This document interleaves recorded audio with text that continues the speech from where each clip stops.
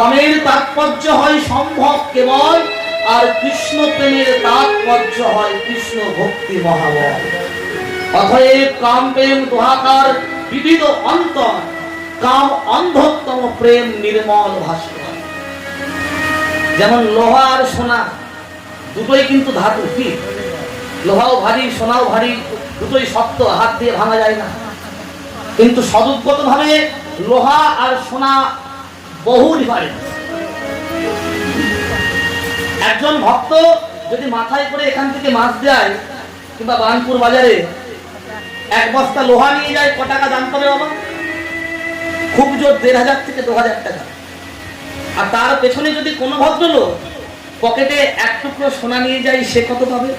হ্যাঁ, সে তো পাবে অন্তত পক্ষে ৫০ থেকে ৬০,০০০ টাকা। এখন এই বানপুর বাজারের মধ্যে যদি দুজন গন্ডগোল বাজায়, এই যে মশাই সেই সকাল থেকে মাথার ঘাম পায়ে ফেলে আমি এত পরিশ্রম করে আমি পেলাম ১,৫০০ টাকা, আর আপনি কোনো রকম পরিশ্রম না করে আপনি পেলেন ৬০,০০০ টাকা, এই দ্বন্দ্বের কোনো মীমাংসা হবে কি? হবে না।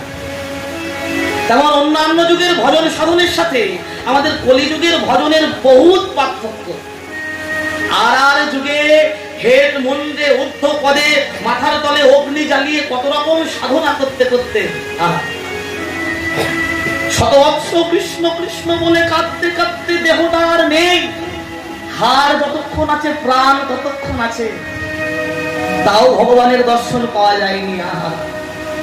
লক্ষ লক্ষ টাকার কাঠ ঘি পুড়িয়ে নতুন নতুন বস্ত্র ফল ফুলারি আহুতি দিয়ে ভগবানকে পাওয়া যায়নি।